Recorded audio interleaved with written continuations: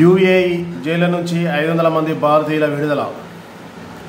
UAE జైల్లో ఉన్న 1295 మంది ఖైదీలను విడుదల చేయాలని అధ్యక్షుడు Sheikh Mohammed bin Zayed Al Nahyan నిర్ణయించుకున్నారు.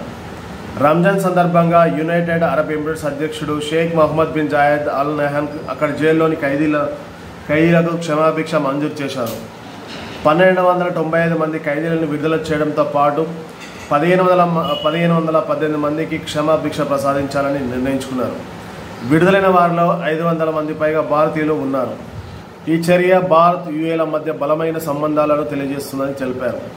దుబాయ్ అటార్నీ జనరల్ ఛాన్సల్ ఇసా అల్ హుమైదాన్ ఈ విషయాన్ని వెల్లడించారు.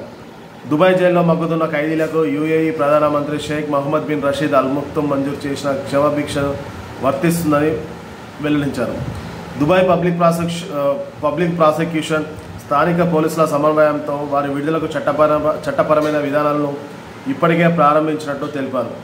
ఈ నిర్ణయం ఖైదీలకు కొత్త జీవితాన్ని అందించడంలో అధ్యక్షుడు అంకిత భావాన్ని తెలియజేస్తుందని తెలిపారు. ఖైదీలు కుటుంబ సభ్యులపై భారాన్ని తగ్గించడానికి వారి ఆర్థిక ఇబ్బందులను సైతం పరిష్కరించనున్నట్లు తెలిపారు. ప్రతి రంజాన్ మాసం సందర్భంగా జైల్లోని ఖైదీలకు క్షమాభిక్ష ప్రసాదించడం ఇక్కడ ఆనవాయితీగా వస్తుంది. సత్ప్రవర్తన ఆధారంగానే వారి విడుదల ఉంటుంది. యూఏఈలో మరణశిక్షలు పడిన భారతీయులు 25 మంది ఉన్నారని, వారిపై కోర్టు తీర్పులు ఇంకా అమలు కాలేదని విదేశీ వ్యవహారాల శాఖ సహాయ మంత్రి కీర్తి వర్ధన్ సింగ్ ఇటీవల రాజ్యసభలో తెలిపారు. విదేశాల్లో జైల్లో ఉన్నవారు, విచారణ ఎదుర్కొంటున్న వారు కలిపి మొత్తం 10,152 మంది భారతీయులు జైళ్లలో ఉన్నట్టు చెప్పారు.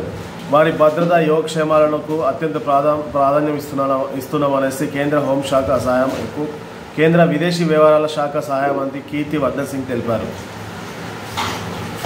అయితే ఈ రంజాన్ సందర్భంగా యూఏఈ ప్రభుత్వం 1295 మందికి క్షమాభిక్ష ప్రసాదించింది.